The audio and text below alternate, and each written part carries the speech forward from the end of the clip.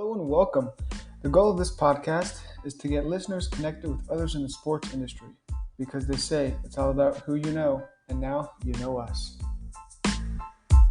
Hello, everybody. This is Connor Shank, and today you're listening to the Constant Sports Podcast. This podcast is committed to connecting you to sports professionals because they say it's all about who you know, and today you'll know Tanner Sands. Thanks for joining us today, Tanner. Thanks for having me. I'm excited.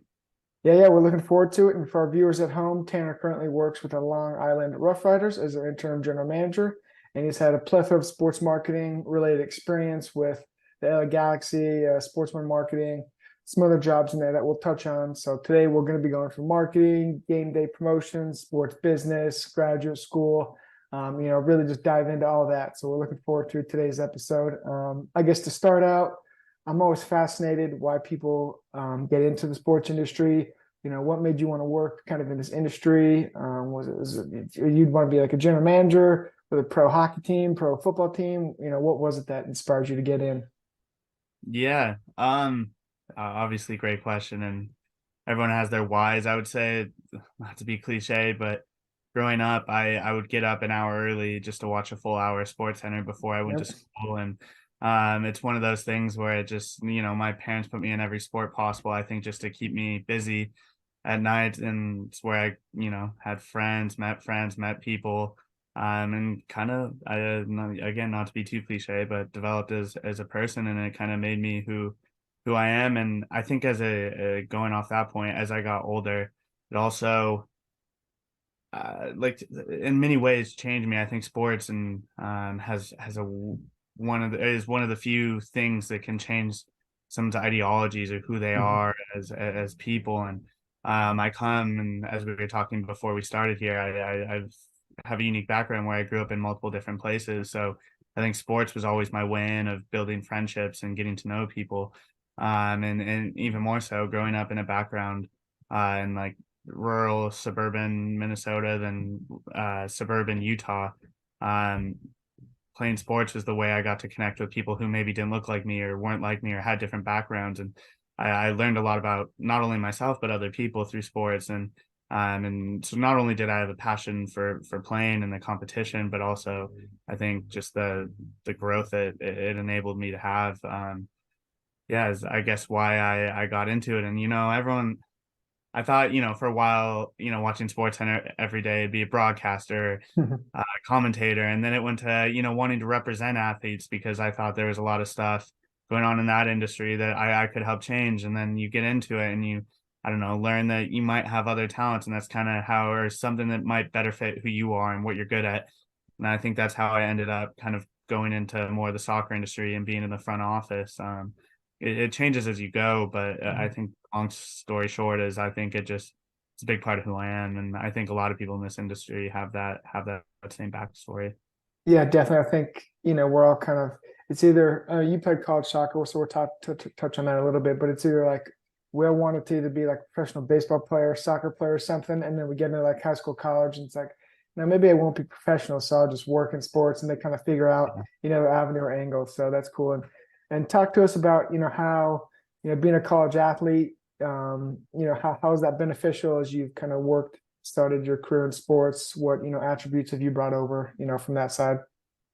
Sure, yeah. And again, going back to, how you end up where you are, I grew up playing every sport, and I think I would say my first passions were like hockey and football, but soccer was more of a stay in shape sport. And then started getting recruited and was like, oh, I should maybe take soccer more seriously, and went down that path. And everyone has a dream of wanting to play professional sports. And there was some D1 interest I had, and I visited a few D1 schools. But the first school that ever reached out to me, the reason I started focusing on soccer, was a school I knew nothing about coming from suburban Utah. It was a small liberal arts school in the Northeast, but the coach was incredible throughout my experience. Not really just to bring me to that school, but just to talk about his life and what I should be looking for in colleges. So long story short, my senior year, I took a visit out there, just almost as in goodwill, just because he helped me along the way. And I went there and I just came off. I think I was at Seattle and St. Mary, a few like good quality like D1 soccer schools.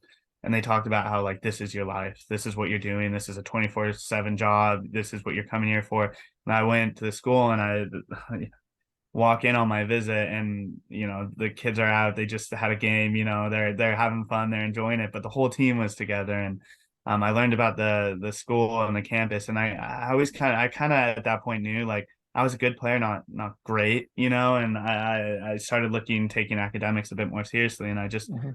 fell in love on that visit, and ended up going to a very, very, I think at the time was like a top 10, top 15 school in the country. And I would have never known what the school was or had that opportunity if soccer didn't open up those doors. And obviously playing there, there's a few kids on my team in the same boat where they probably could have gone D1, had that interest. And although we were a D3 school, we played D1 schools. And, Right. I remember my junior, senior year, we beat Marist 5-1, which was a above 500 D1 school. So we had some talent, but really I think there was a good combination of enjoyment, academics, and Mhm. also playing at a high level, and the same expectations as when you're on the field, you're giving it your all and stuff. And I mean, sports just sets you up in that sense. It teaches you work ethic, how to work with people, how to relate to people. And I think college is the epitome of that. You're with them every day, waking up at 5 a.m. for, lifts and stuff like that. So I think it just sets you up well, and but also gives you a whole wealth of knowledge outside of it as well if you do it right. Right. Yeah. I think, as people say all the time, like sports is such a great spot for life lessons and, Yeah. resiliency and great and all those things. And I feel like that can't really go overstated. Where sports it's a great equalizer, brings everyone together, no matter your background, creed, whatnot. When you're on the field, when you're on the basketball court, it's all, you're all going for one goal. And I think a lot of those skills and, leadership attributes are transferable into business and to your work life. We're all businesses trying to get to one goal. You're trying to reach these certain platforms and whatnot. So yeah, I'm a big, sports advocate, obviously, as I work in sports, and like seeing people kind of grow up and playing sports and learning those skills. But as you graduated and moved on, we actually connected with Ashley Sloper, who put Yeah. us in touch here. So you ended up out in San Francisco. Now, did you do the San Francisco campus or Orange County one? Orange County. And funny, I guess, just because you brought her up, I was actually saw Ashley a few weeks back when she, connected us. Uh-huh. And then I was we were going over how I ended up going to that school, and it's because I was actually looking at law schools, but every time I was looking at law school, I kept going back to sports or writing papers on Yeah. sport. Like maybe I should look into this. And I was, looking at a few master programs, and I call USF just to kind of get more details about it, and she picked up.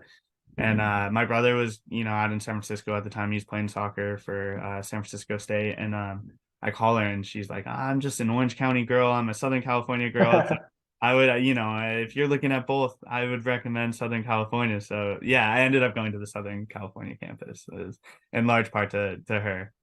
And so, as you were saying, you were looking at law school, looking at some other schools, and Yeah. you kind of connect up with Ashley there. Were you looking at kind of once you narrowed it down? Was it like San Francisco? Was it like did you kind of put all your chips into that one, or did you have other, I guess, schools you were looking at? Yeah, I know I was looking at a few. I can't. I think UMass. There was Mhm. a few I was looking at. But ultimately, I think I wanted to be on the West Coast. And my Okay. roommate all 4 years in college was in Southern California. He's from there. It just ended up being, I guess, the perfect world where I Right. had someone I really close with to stay with. A good education, and honestly, Ashley was a big part in kind of, I wouldn't say recruiting me there, but giving me details on why, what that program had to offer. And I think it just made sense Mhm. in my mind. And there was also some background if I wanted to go the law school route or agency route, which at the time I Yeah. think that's why I was looking at it. There was courses for that, and it just seemed to make sense to me. And so yeah, ended up going that route. Yeah, no, I'm with you there. We have a lot of listeners. I guess if you viewers on here who are either at that like they just graduated school and they're kind of looking into the graduate school, sports law, sports business background. I think it's always important to look at the classes, especially because I feel like grad school, it's a lot of like, you know, group projects or things that are relative to the sports industry, right? It's not like you're taking a biology 200 class where it's like you don't really care about it. A lot of the classes we're taking are, actually real world experiences, which is what I love the most about, grad school. So I don't know if you had any experiences where you did some projects or different classwork that was like, really hands-on industry related experience that you're like, okay, yeah, this is pretty cool. I think I'm in the right spot, doing the right things. Yeah, I forget the name of the course. This is bad. Sorry. It's been these NHL NBA games that go till 2 a.m. on the East Yeah, Coast crush me, and I've been they're tired killing the you. last week and a half. But no, there was a few courses where we had to do projects and then present them to. And I think I listened to a bit of when you and Ashley were talking, and she talked a lot about how a lot of the professors have real work. The reason that especially the Right. adjunct ones are they're in the industry, and Hmm. there's a level of credibility when you're talking to someone who's been doing it for 30, 40 years, and Yeah. this is has done it and is doing it at a very high level even then. And so some of the projects we had is they bring them into the their own industry and have us present a project. And I know one we did it to an agency, and I'm forgetting I don't think it was CA. I can't remember off the top of my head right now, but we had to kind of talk about like how we would connect one of their athletes with a company and how to Right. market and promote and do all that kind of stuff. And I remember we're sitting there presenting in front of some of the top agents in the world about how they should do, and it was one of those that I think people get nervous, and I did too, I should say, presenting as it is, let alone in front of people who, one day we hope to work for and things Yeah. like that. So talk about like getting you prepared. There's no better way to prepare yourself than just kind of throwing you in. And I think that's one thing that that program did very well is it really did give you those experiences and those abilities like you're doing right here with this platform to connect Hmm. and learn from some of the people just because our professors were some of those people that were doing it. So I think that's definitely something I kind of forget the question, but yeah, that was that. Hopefully, I answered it a Yeah. bit there. No. Yeah. But Nailed it I there. remember just being able to activate and actually do it was a pretty cool experience. Hmm. And then as a lot of our viewers are kind of going on to the workforce and getting out there in the real world, getting their hands dirty. After you graduated, or I guess were you working with the LA Galaxy in sports and marketing as you were in school, or was that kind of after you graduated and going Yeah, forward? so while I was in school, we, was I should say the Galaxy was just more of a youth level club. I was just helping coach and make money, but I was with Sports One Hmm. Marketing, which was kind of an agency slash marketing platform. And then I was also with Orange County Soccer Club, which is a USL Championship club. So I was doing that. And when I was in school was the first year the pandemic hit. So we had year one, year two, the pandemic hit. Um, and they were nice enough to keep me on, but obviously they had to rail back a little bit. So I was still with them and doing it as the program went on, but that's kind of how we ended up working remote, got a job here in New York with the Rough Riders, and that's kind of how it all happened. Yeah, just like that. So what's I guess what was the process like with getting a job with the Rough Riders? Was it something you were kind of you had your eye on? Was it through a connection, like a Teamworks Online application? What that look like? Yeah, it was definitely teamwork. I was with Orange County Soccer Club. Mhm.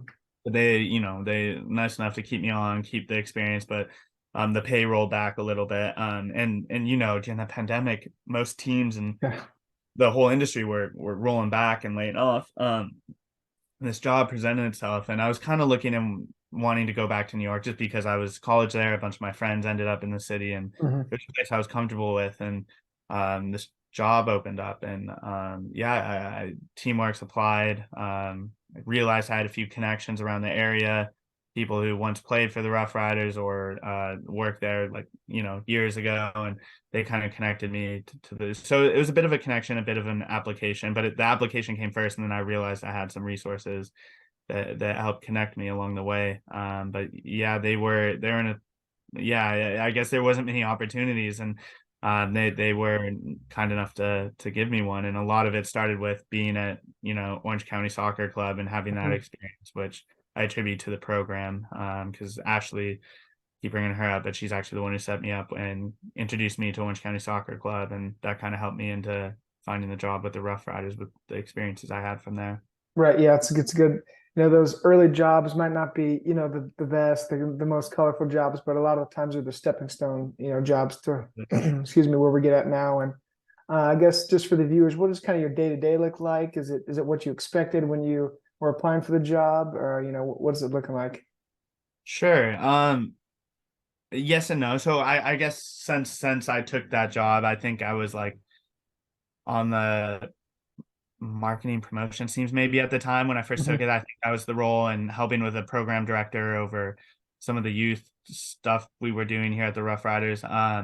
But since then I've luckily it's a I guess I had it's a fourth division level in US soccer in terms of where we're at. So it's a smaller organization with but a bunch of assets. We have three or four of the biggest facilities in the state of New York in terms of multi-sport Oh, soccer, obviously all that. There's one of a youth club that has 700 members. Then there's the actual USL team that has mhm. men's and women's academies all the way down.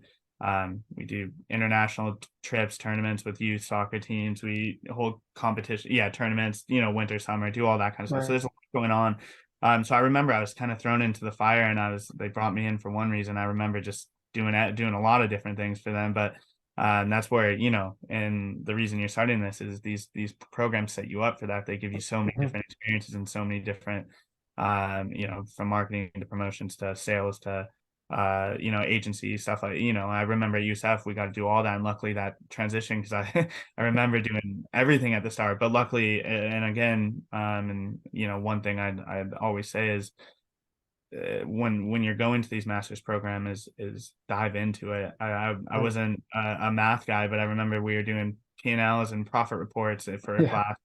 All of a sudden, I'm being asked to do this because there was people leading these programs or departments that weren't able to do it, and that was able to set myself apart. And Mhm. I'm 27, and I'm the interim GM just because I've been able to apply a skill set that I learned in the program that works with my day to day. So to Right. long story short, no, the day to day was not what I expected. It was a lot more than what I expected, but I think that made it fun.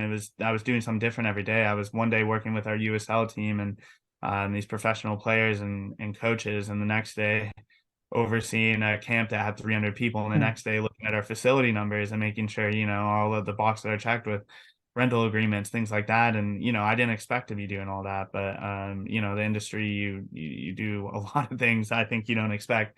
Yep. But it's being able to do it and being willing to do it, even though that's not what you want to be doing, Right. maybe. Wearing a lot of hats and really just Yeah. doing a lot of things, like you said, that you weren't anticipating. You're like, okay, I didn't think I was going to be in this sector, but now I'm here, so I might as well dive in and really get after it. I think those types of skills and that willingness is huge, especially in the sports industry where it's not your typical 9 to 5 job hours, work week, relative to the other careers that people can choose. But as you've been in this role now for, I think it's almost been 2 years, you kind of been in this general manager role. Have you? You possibly you could have been a great leader and you were already had your leadership skills up, but have you been like different attributes that you've seen like, okay, I think I need to work on this, or maybe I need to tone this down? Kind of how's that gone as you've been in this role?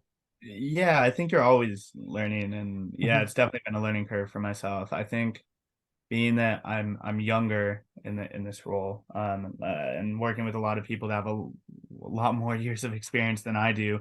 I think at first it was a bit tough to feel like, quite transparently, like just that they respected I'm in this role Right. and able to get this position because they've been around a lot longer than I have, or have maybe more experiences than I do. So I think I was maybe a bit timid at the start, but I think luckily I work around some pretty awesome people, and people that have helped mentor me, and I think you just learn along the way from doing it. I think Mhm. being in meetings, and I think at first, like I said, I was a bit gun shy a little bit to stand up and Right. speak my voice and to really stand with the role I had. But I think as you go, I think when people see you do it and know that you're willing to do everything they are doing or have Mhm. done something that they've done and can do it at a at a high ability level, I think people respect you. And I think that's the big thing I've learned is, people lead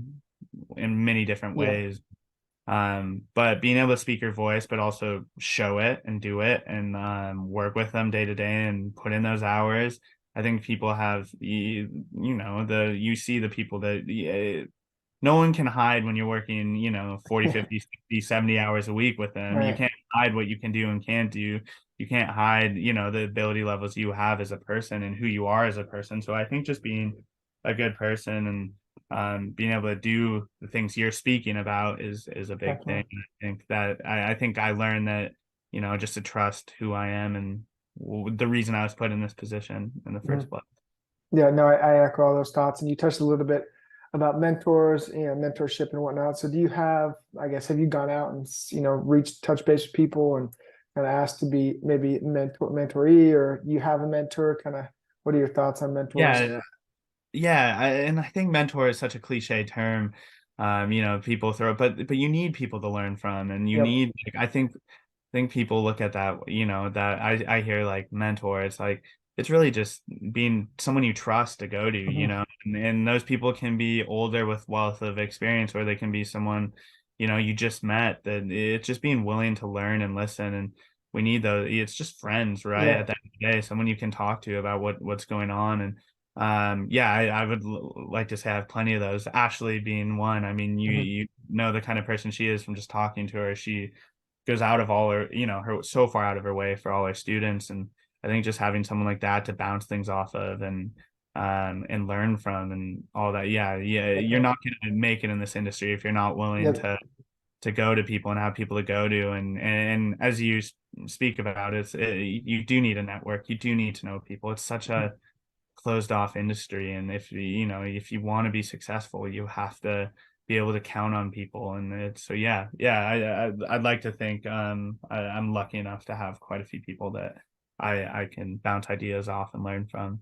Right. Yeah. And I think, they say in the sports industry, you can never do it alone. And for the most part, I would say majority of the jobs are things that, the young sports professionals are aspiring to be. There's already someone in that role. And so you Yeah, just have to figure out like how they went from A to B to C to D. And it's yeah, relatively kind of a similar path. Like you gotta, ticket sales to sponsorships or whatever it is. And it's those are the types of people that you can pick their brain and say, like, hey, Tanner, I know you're the interim GM now. Like kind of how'd you get to that role? What are some of the steps? So I think it's yeah. And it's skills that we all need.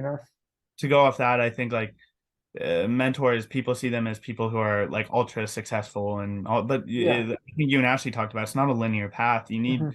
be able to talk to people at all. Like Ted Roberts, he's I think president for the Pirates now. He's someone I've been lucky enough to speak to, like just through family friends originally, and then just Mhm. have become close with. But I'd also say I have people I work with, such as Adam Alloway, who is just started with us, and he's Mhm. kind of like I was new out of college, but he has a wealth of ideas and experience, that I need to know too, just because I there's Exactly. some ideas that he just experienced, and or being in the programs we were, Mhm. uh, that he's learned since then, and I think you just need to be able to listen, and that's what it all comes down to. Yep, listening and being a sponge. And I guess as we've talked a little bit about your day to day and your job, what do you love most about your profession, your role now? Like, what kind of wakes you up in the morning and gets you fired up?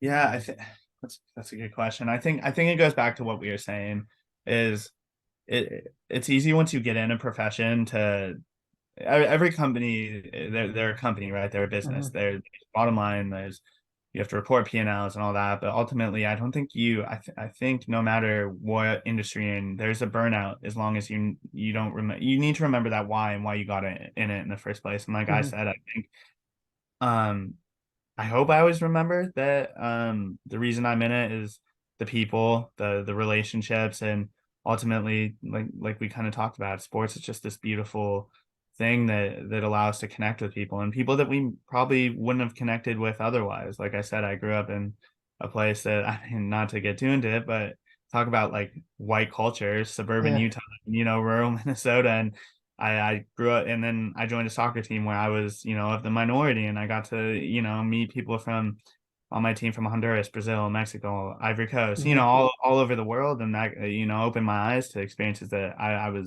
I didn't understand at first, but you learn to understand, you learn to get to know people. And I think not to get too into it, but we live in a pretty diverse world and Mhm. sports is a beautiful way of connecting people. And I hope that's kind of continues to be my purpose is Yep. being able to love this thing I'm doing and to connect people and to work in this space that enables that at the end of the day from both a youth level to professional level to a fan level, to be accessible, to be to keep the doors open to everyone who wants to be part of it. there's days where you forget that, but I'd like to still think that's what drives me. Yeah, no, I like it. I loved all that. I guess have you done much hiring yourself? And if so, what do Yeah. you kind of look for in, interviews? Are there certain, things that people say that's like, maybe shouldn't have said that, or just different kind of interview tips for the listeners and viewers out there? Yeah, I should start with I do, but I don't know if I'm the best interviewer. I like it to just be a conversation Yep. and be relatable and just be comfortable with who you are. Like they say you should prepare and practice, and you should. You should Hmm. get to know the company you're interviewing for. You should get to probably know the person you're going to Yep. be interviewing with. But ultimately, I think it's pretty clear when you're talking to someone who's so rehearsed. And so, like I Hmm. think it's important just to come across genuine. And then obviously, I think something we all learn is you have to be unique too. Like Hmm. you have to, and that's what, and I know as we talked about a lot of, what you're trying to do is set people up with these sports management programs and talk to them while they're in it. And I would just say dive into learning skill sets that maybe you're not comfortable with. Like I wasn't with profit reports and P&Ls, but excuse me, that ended up getting me, having that weird, Right. that minor skill set set me apart. And, or like, data is becoming such a massive Yeah. part of this industry is learn, if you're in, going into the soccer industry, there's so many new companies that are working with data and data sets and player performance, and get to know those, have the ability to, I don't know, code, write Hmm. reports, do things, that are uncomfortable because, while you're in school, you have more time and um less responsibilities than you might after, and sometimes it doesn't feel that way, but I would just say push yourself, press yourself to learn things that probably are uncomfortable to you at the moment, because and when it comes to an interview and you're able to say, hey, yeah, I've actually coded, like I was recently looking for someone with marketing media experience, but they also had the ability to code, and they could help with our Yep. website development and things like that, what, like that's another position we're looking for. You filled two boxes. Yeah, Yeah. like you're an immediate person. We're going on to the next, interview, the Hmm. second or third steps to it. So I would just say just continue to work on your skill set and expand it, because being able to say you can do different things and have different abilities is important. Yeah, no, definitely. And we've talked, as you were talking, kind of expanding and growing. Where do you see kind of the business side of the Rough Riders going in the future? Do you guys do a lot of sponsorships? I mean, I Yeah. guess obviously you can't talk about a lot of it, but I was just curious the business side of that and kind of how that works at the soccer level. Yeah, so there's this comes at a very unique time when we are looking to go up a few levels in the Hmm. professional spectrum, which means we have to take it up many levels on the business and, like you said, the partnership sponsorship sides Right. to be able to do it. It's an exciting time for us, and we haven't hit the fact. Our hope is to have a professional men's and women's team. So what I can say is that's something we are looking at, continuing to go up. And Yep. I don't know if anyone watches like Welcome to Wrexham, where in Europe you win your way up. In the US, Yeah. that's Not the not how it case. works. You for better or worse pay your way Pay your up. way. Yeah, I was just gonna say you So pay your way up. so yeah, we in order to pay your way up, you have to have the financial backing and the support through investments, sponsorships, Hmm. and you have to have the field space, the stadium space, to the capacities, there's operations at a high level, things like that. So it's a pretty cool time, and we're hoping we can one day bring Long Island professional men's and women's team, and hopefully that day is sooner rather than later. So yeah. Yeah, I'd love to see it. And Sorry, I I was can't share too much, but Yeah, no, I just know. kidding. We're I, looking at it. I handcuffed you there. I was just curious, kind of, just at the level it was. I'm sure you guys were always looking to expand and whatnot. But I was going to ask you about the welcome to Wrexham. Just in a business sense, does that give you kind of any inspiration or any, like, okay, we can do it? I was just curious your thoughts on that whole series. Yeah, I mean, you're never gonna have a Ryan Reynolds, and you can kind of only do it once, right? And they perfected. And I think just this past weekend they won the national Uh-huh. league. Not to spoil the next The season. season, yeah, the series for those who's watching. Yeah, not everyone can have a Netflix show and do that, but I mean, they showed a way, right? Like you have Mhm. to be new, you have to be innovative. And these are two people who weren't in the industry and who fell in love with the game of soccer, and they've in a weird way perfected what many lower level, lower division teams wish they could, which is create an environment that brings passion to the fans and Mhm. creates, fan fanatics, that people are invested all around the world in a fifth division English Yeah. soccer, right? And obviously the names and the people behind it help, but they, you have to be able to brand well and Mhm. to be able to bring in partnerships like TikTok. You have to have the platform to do it, and they showed that no matter the level you're at, you can do it, but you have to do it right. And that comes a lot of a lot of planning and Yeah. experience. And you have to be innovative. You have to be willing, again, to be uncomfortable and to push the boundaries with doing things that people aren't doing. And there's a lot of new platforms. I know younger generation, there's this esports that are massive, and there's Mhm. there's new platforms such as TikTok, or you have to understand that there's other social medias outside of just the US that are big, and how do you get on those to get those all types of people interested. And I think they've obviously are the showing the way for that. Not Yeah. everyone will be able or will be able to do it, but there's a way, and there's always things to learn from it. Mhm. Yeah, I think it's like the perfect storm where, it's the fifth, or I think or fourth or fifth level kind of over there in soccer. And there's two, like American celebrity superstars, you could say. So I feel like the financial backing was there, and obviously they're a big brand themselves. So it's like, I always Yeah. feel like in those like sponsorship pitches or whatnot, it's like, yeah, we have the soccer team, but then like Ryan Reynolds is also like posting on his own like platform. So it's like you're getting like millions of Yeah. people. Just it's not just the soccer, like it's those two, Rob and Ryan's Yeah. brand. And not to go too in depth in terms of like the soccer industry and stuff, but there's teams in the US that have done it very well. There's this Vermont FC, which Mhm. probably many won't know, but they're a USL 2 club, same division as we currently are in, who've done incredible. They sold out their season tickets, the second they put it out in 5 minutes, over like 5,000 tickets. They're a fourth division American team, and it's just because they had a hyper local approach.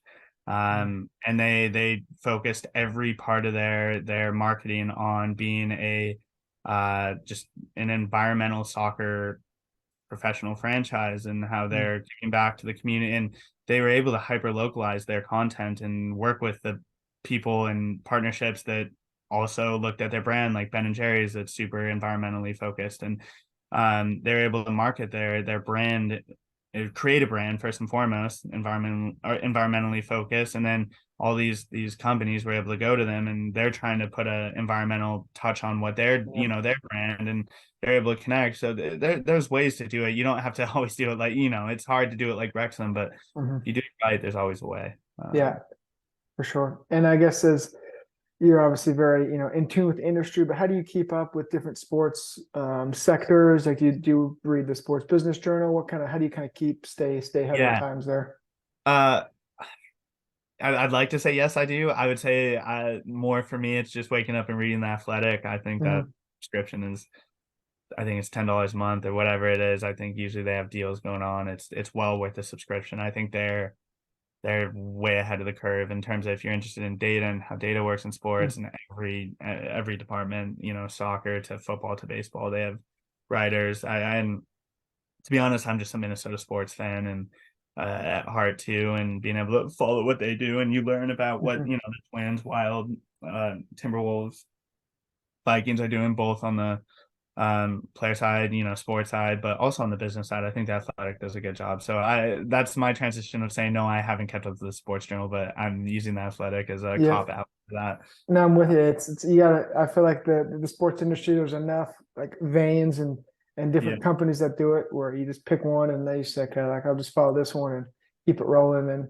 it's just yeah, sports is like ever evolving and constantly, something new every day. So I feel like yeah. someone covers it all. But yeah, I just want to say thanks for joining the podcast insight. We're try to keep it within 30-35 minutes here, but we'll just give you the floor if you want to shout out, the Rough Riders. We're just kind of give you the floor, do what you need to do here, and spread your message. No, I know. I should probably give a shout out to the USF program. It was set me up. It was great. Ashley, who you had on this, is a phenomenal person. So if you're younger and looking to go into the sports management world, I would highly recommend the USF program.